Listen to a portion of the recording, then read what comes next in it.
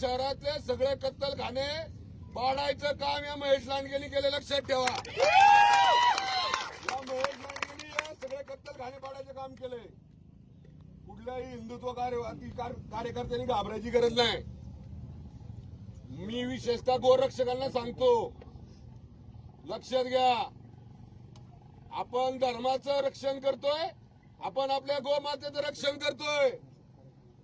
आणि जर खोटे केस जर आमच्या गोरक्षकांवर जर कुणी केले तर कदापिही मी सहन करणार नाही।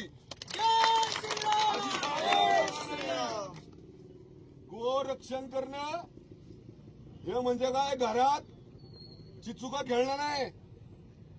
जे कुणी आमच्या गोरक्षकांवर खोटे आरोप करतायत, जे कुणी आमच्या गोरक्षकांबद्दल चुकीच्या बातम्या देत आहेत, चुकीच्या पद्धतीनं प्रशासनासमोर मांडणी करतायत, तर माझं त्यांना सांगणं आहे, गोरक्षण म्हणजे चिचुका करणं, चिचुका खेळणं नाही। एकदा या गोरक्षकांच्या बरोबर गोमातेचं रक्षण करण्यासाठी एखाद्या गाडीचा पाठलाग करा, तुम्हाला कळेल गोरक्षण काय असतंय ते।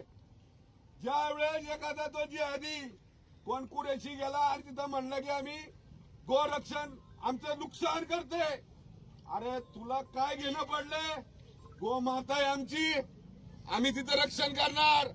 आणि जो कुणी अडवाई ज्यावेळेस सत्तेत नव्हतं त्याही वेळी आमचे गोरक्षक रक्षण करत होते।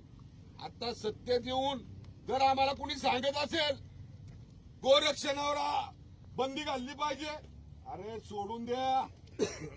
गोरक्षण आपल्या रक्तात आहे, कुणी गोरक्षणापासून मागे हलायचं नाही, लव जिहादपासून हलायचं नाही, लँड जिहादपासून हलायचं नाही। बिंदास जो कुणी याच्यामध्ये येईल त्याला तसंच्या तसं उत्तर द्यायचं धाडस आपल्यामध्ये असलं पाहिजे। आज या सभाही